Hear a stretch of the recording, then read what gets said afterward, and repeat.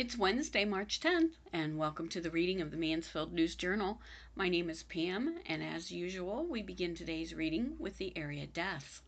Elizabeth Bond Brossard of Shiloh went home to be with the Lord on Tuesday, March the 2nd, at the age of 87 with her family by her side. Family and friends may visit from 5 to 7 p.m. on Friday, March 12th at the Diamond Street home of Wapner Funeral Directors in Mansfield. An additional hour of visitation will be held from 9 to 10 a.m. at the funeral home on Saturday, March 13th, with the funeral services following at 10 a.m. Janet Lee Green Case, 79, of Mansfield, passed away on Sunday, February 28th. A celebration of life will be held at a later date. Mary Jo DiCaprio, 77, of Shelby, passed away March 2nd. A funeral service will be held at 1 p.m. Wednesday at Hurley Funeral Home. John Lester Garber, age 89, peacefully passed away Friday, March 5th at Ohio Health Hospital in Mansfield. His family will receive friends 1 to 3 and 5 to 7 p.m. Thursday, March 11th at Snyder Funeral Home in Mansfield, where John's funeral service will be held at 11 a.m. on Friday. Ralph Vinson Lawhorn, 78, of Mansfield, passed away at Ohio Health Mansfield on Sunday, March the 7th. Family and friends may visit from 1 to 2 p.m. on Thursday, March 11th at the Diamond Street home of Wapner Funeral Directors. Graveside services will immediately follow at Mansfield Cemetery at 2:15. And that concludes the area deaths available for today. So now, let's begin with our first article. Mansfield among 144 cities that could lose metro status, by Mark Schneider. Bye-bye Bismarck, so long Sheboygan. Those cities in North Dakota and Wisconsin, respectively, are two of the 144 that the federal government is proposing to downgrade from the Metropolitan Statistical Area designation. Also on the list is Mansfield, with an urban area population of 75,250, and two other Ohio cities, Lima, with a population of 72,852, and Springfield, with 85,256. The proposed change could be more than just a matter of semantics. Officials in some of the affected cities worry it could have adverse implications for federal funding and economic development. 100,000 in core city. Under the new proposal, a metro area would have to have at least 100,000 people in its core city to count as an MSA, double the 50,000 person threshold that has been in place for the past 70 years. Cities formerly designated as metros with core populations between 50,000 and 100,000 people would be changed to micropolitan statistical areas instead. A committee of representatives from federal statistical agencies recently made the recommendation to the Office of Management and Budget, saying it's purely for statistical purposes and not to be used for funding formulas. As a practical matter, however, that is how it's often used. Several housing, transportation, and medical reimbursement programs are tied to communities being metropolitan statistical areas, or MSAs, so the designation change concerns some city officials. In Corvallis, Oregon, the state designates certain funding sources to metropolitan statistical areas, and any change to the city's status could create a ripple effect, particularly when it comes to transportation funding, said Patrick Rollins, a spokesman for the city that is home to Oregon State University. I won't lie, we would be dismayed to see our MSA designation go away. We aren't a suburb of any other larger city in the area, so this is very much part of our community's identity, Rollins said in an email. Losing the designation would also have potentially adverse impacts on recruitment for local businesses as well as Oregon State University. Funding losses feared.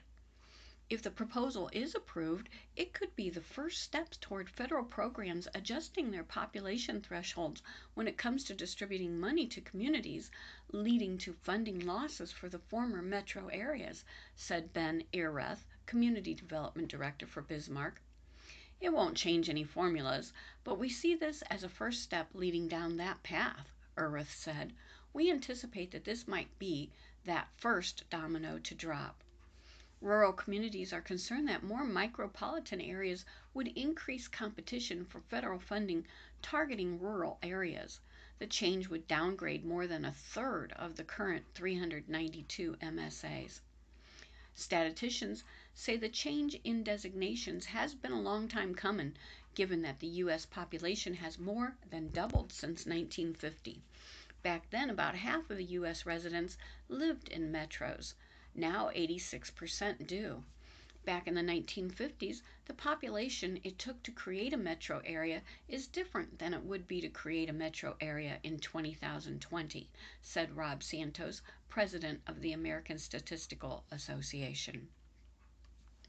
Effect on economic development.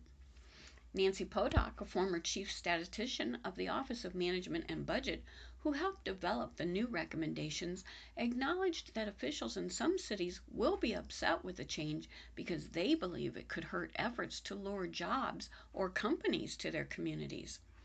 There are winners and losers when you change these designations, Potok said. A typical complaint comes from economic development when you're trying to attract investments. You want to say you are part of a dynamic MSA. There's a perception associated with it. If your area gets dumped out of an MSA, then you feel disadvantaged. Officials in some cities say they needed to research the impact of the change. Others were surprised to find their metro was on the list in the first place. Perhaps they made a mistake, Brian Wheeler, Director of Communications for the City of Charlottesville, Virginia, said in an email. While the city of Cape Girardeau, which is on the list, has a resident population north of 40,000 people as a regional hub for southeastern Missouri, it can have a daytime population of more than 100,000 people, says Alex McElroy, Executive Director of the Southeast Metropolitan Planning Organization. It kind of seems misleading, McElroy said of the designation change.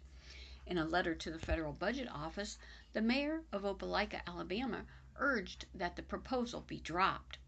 The risk to vital services within our community, our state, and the millions of impacted Americans across this country far outweigh any limited statistical value that might be gained from this proposal, Mayor Gary Fuller said.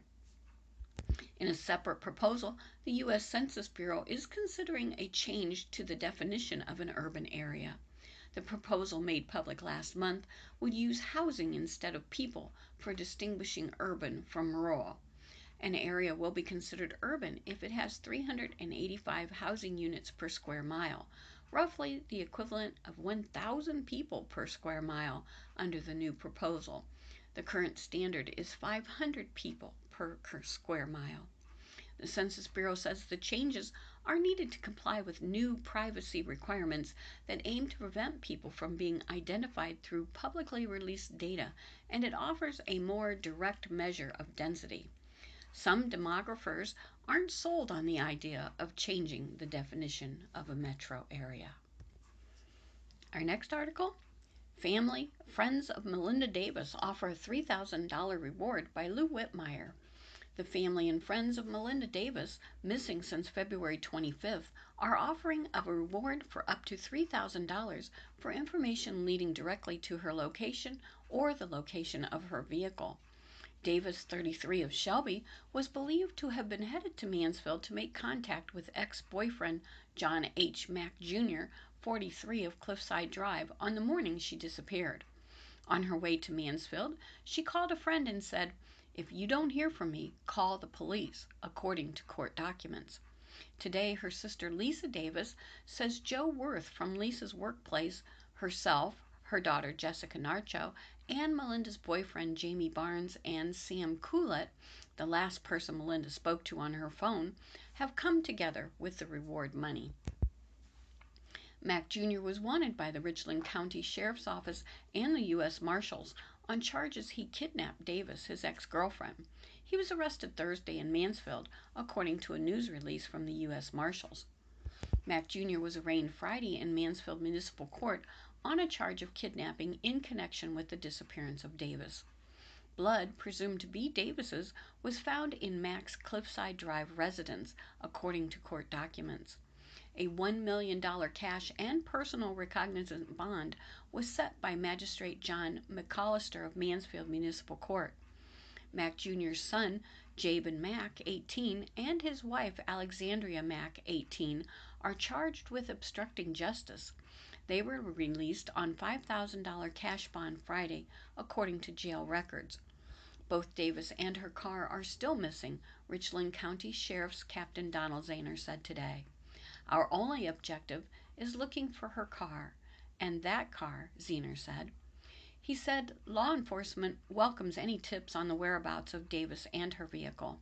Family and friends have opened a GoFundMe account organized by Worth to raise $5,000 to help them build a larger reward. The link is gf.me/ZMHBJ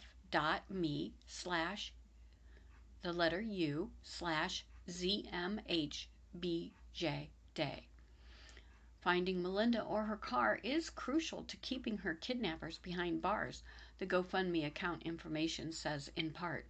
Otherwise, he'll be back on the streets. Every penny helps. We all thank everyone for the overwhelming support from people near and far. Together we can work miracles. We and many others have been out looking for her and her car every day. Anyone can also go to any Mechanics Bank and donate to the Reward Fund. Benefit for Melinda K. Davis.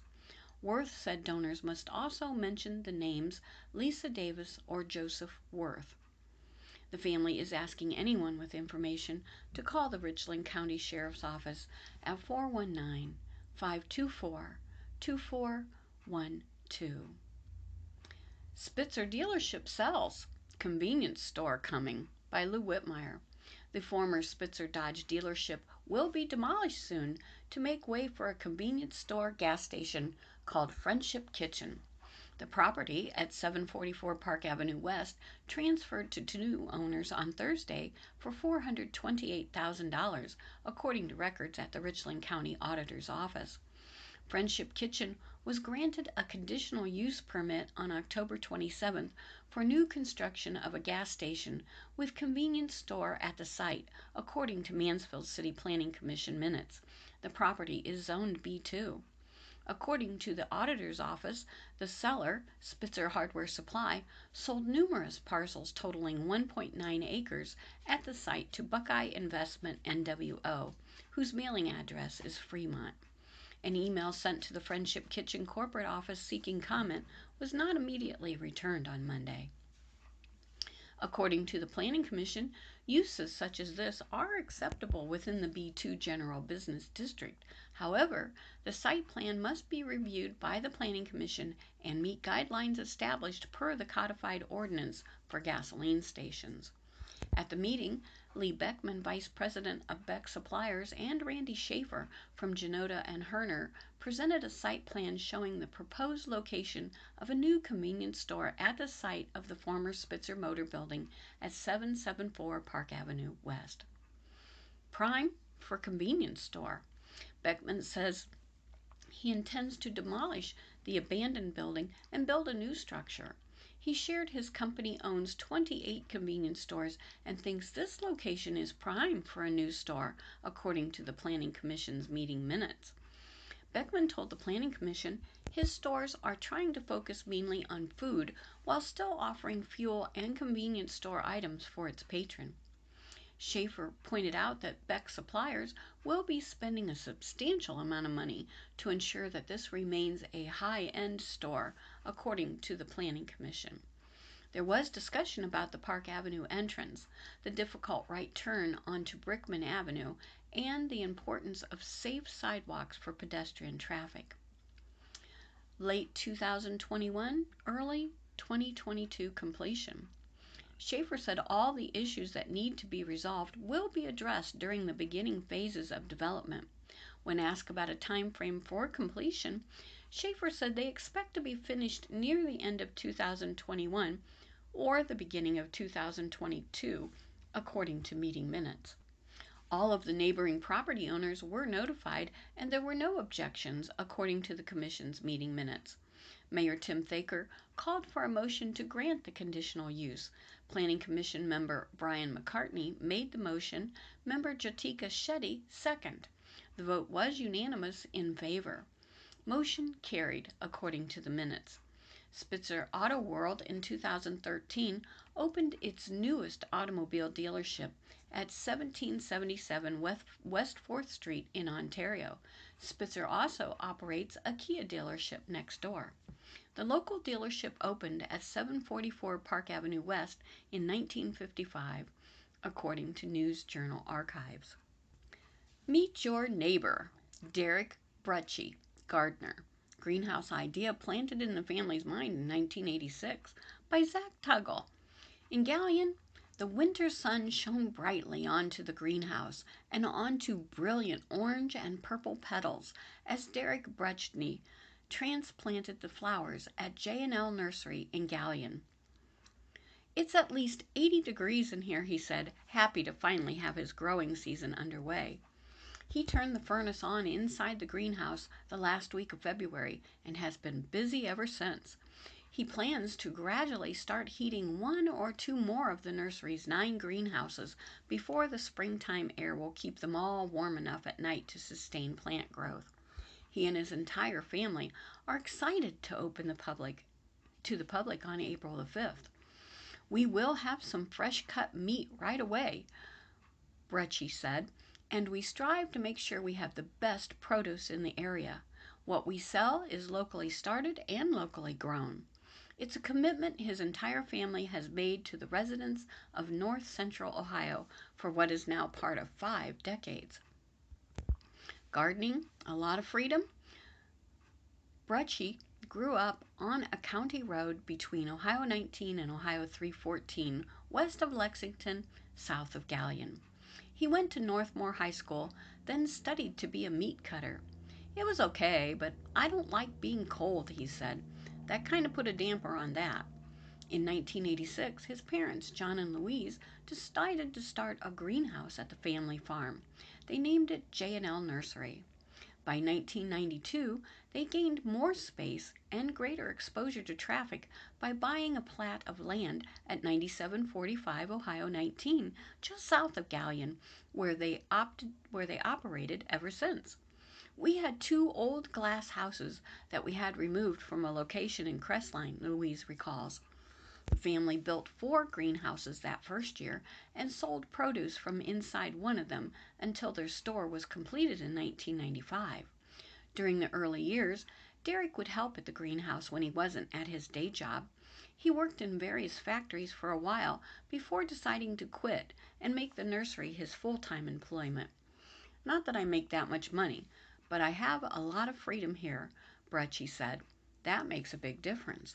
The family also provided a service to its many customers by offering quality food products and gardening advice. From helper to leader. The nursery has stayed mostly the same over the years, although a few things have changed. J&L used to stay open until Christmas Day, but the decline of Christmas tree sales forced them to close the last weekend of October. Tragedy struck the family in 2012 when John, the company's founder, passed away. When his dad died, Derek took over almost all the responsibility of what his dad had done, his mother said. He's assumed a lot. Louise helps in the evening and on weekends, but spends her days working in an attorney's office. She also handles a lot of the company's books. Derek and his wife Brenda are at the store every day it is open, which is 7 months of the year. Customers have become loyal to J&L over the years. One couple drives from Columbus every spring to buy all of the annuals they use to decorate their front yard. Others visit every few days to pick up more locally grown tomatoes or another steak packaged by Chad's Country Meats of Mansfield. You get a better product buying from a local greenhouse, Brutchie said. One of the most valuable things customers receive is access to his decades of gardening experience. Pandemic gardens popular. The COVID-19 pandemic brought a lot of new faces to the store in 2020, and the nursery will be ready for even more in 2021. I'm hoping it will really be a busy year, Brecci said. This has made people turn back to the older ways of canning and freezing. But avoiding problems created by the grocery supply has caused many fledgling gardeners to discover problems they had never imagined. They say, "Look, we've never done this before. Can you give us some advice?" Brecci said. The most common concern new gardeners have is the myriad weeds that sprout up and overcome their young vegetable plants. It was a problem Brecci and his father had when they started so long ago. A problem they solved by laying weed barrier in each of the gardens. It really saves you a lot of time, he said. We sell the weed barrier and you can reuse it year to year. One woman has big plans of planting 10 plants for the first time. 10 tomato plants for the first time. When asked where she was going to grow them, she described her tiny space that most gardeners would set aside for just one or two plants. I'm sure there were a lot of people who ended up planting things way too close together last year, Brecci said. That's one thing that, unless you ask, experience is going to be the only way you'll find out. Don't plant too early. As he was arranging flower pots to sell later this year, in the spring, Brecci was concerned some new gardeners might get discouraged by setbacks they encounter on their new adventure. He knew the tomatoes and other young plants in his greenhouse would stay inside for at least 2 more months, but he said some people find them for sale in early spring at big box stores and assume it's time to get started gardening. A lot of people try to push it and plant too early, Brecci said. Sometimes it works out for them, but a lot of times they're going back for more plants. Ohio nights are too chilly for young plants until at least the middle of May, but he recommends even waiting until Memorial Day, just to be sure. If you want to gamble on a few plants, that's up to you, Brecci said. I wouldn't recommend planting your whole garden early. He said anyone with questions is free to visit him or any of the other local greenhouses for advice, even though they're competitors. They're all secretly friends.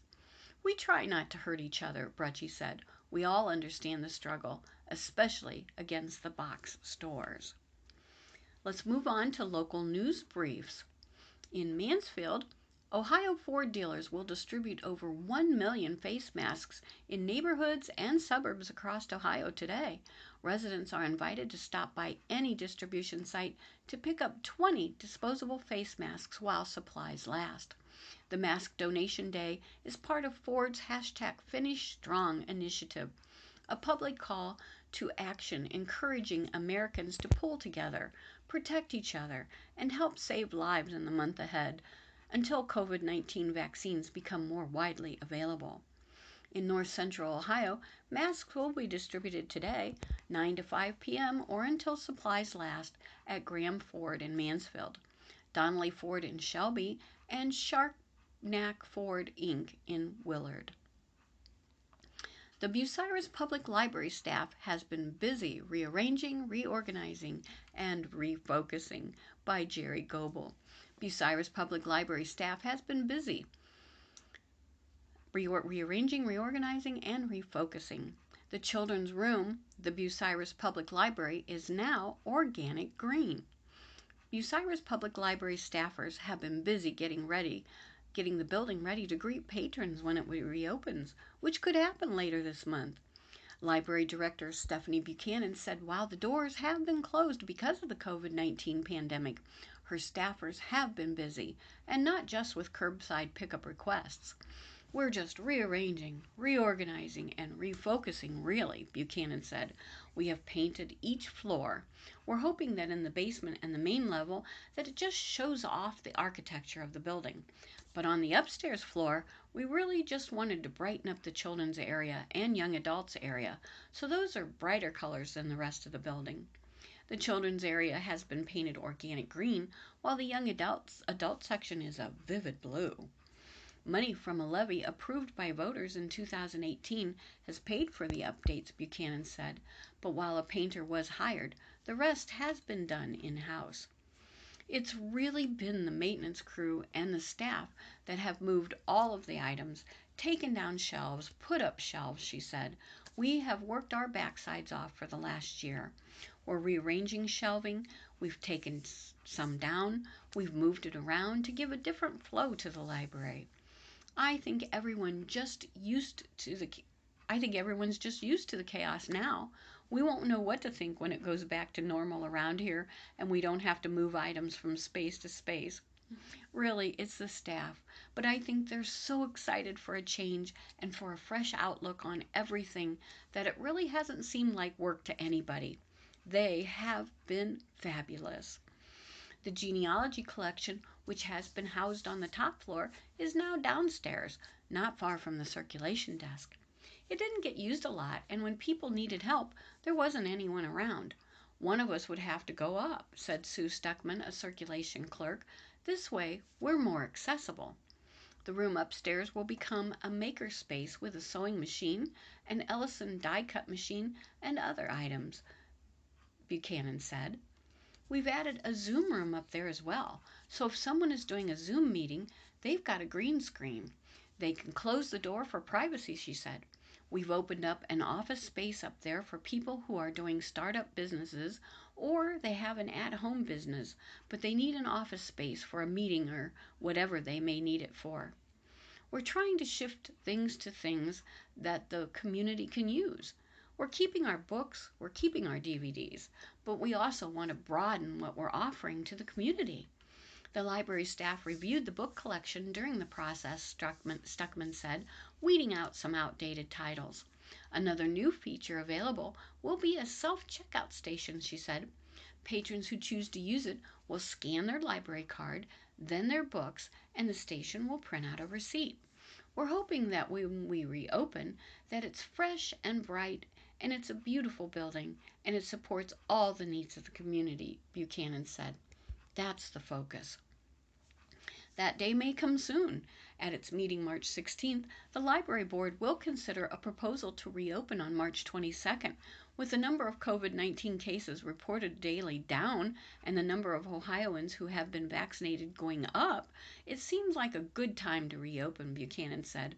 I'm hoping that we can go back to somewhat normal. At the same meeting, the board also is scheduled to discuss a new logo with some brighter colors in it, echoing the wall colors used on the top floor. It's just a bit of a facelift, she said. I think it's been great, but now let's take it up a notch, Buchanan said. We're really trying to be whatever the community needs us to be. Moving on to crime reports. In the 200 block of North Mulberry Street, a woman was assaulted by her ex-boyfriend who smashed her phone when she went to call police. A neighbor tried to help. Foundations for Living at 1451 Ohio 39 South, a staff member was assaulted by a resident who lives at the facility, and the victim went to a hospital for treatment. At the 600 block of Heritage Trail, a man and a woman were arrested on a charge of obstructing official business after officers were called to a domestic disturbance. The 100 block of Park Avenue West, a woman said she was made to go to an ATM and withdraw money after a man punched her in the mouth. The victim refused to complete a domestic violence affidavit, seek medical treatment, or give the officer a statement. The officer filed a domestic violence affidavit on behalf of the woman. North 73rd East 2nd Street, officers were called to the jail on a report of drug possession found on a 33-year-old woman. The property was seized and submitted to the crime lab for testing. East 4th Street, a woman reported she parked her vehicle at the downtown municipal lot and she found someone slashed a tire when she went to pick it up. 400 block of Woodland Avenue, a 31-year-old man was found deceased at his residence. A drug rehab counselor came to check on the man after he missed an appointment. A coroner's investigator responded to the scene. The 100 block of Sturgis Avenue, a 73-year-old man said a neighbor threatened to assault him while he was on a walk. Walmart 2485 Possum Run Road, a 19-year-old woman was issued a summons on a charge of theft in lieu of arrest after she attempted to take out of the store without paying for food items. She said she attempted to steal the items because she is struggling financially right now in life. The 100 block of Sunny Slope Drive. Police responded to the area Friday night for a report of shots fired. A woman told an officer she saw a man fire one round into the woods. The man denied shooting a firearm and said he hadn't heard any shots. Police searched the area for evidence. Fastenal, 50 Sawyer Parkway. A man reported to police Friday that someone had stolen a catalytic converter from a Dodge Ram work truck. Well, friends, that concludes the reading of the Mansfield News Journal for Wednesday, March the 10th. My name is Pam. Thank you for having me in your home. Please stay safe till we're together again. Be greatly blessed. Make it a great day.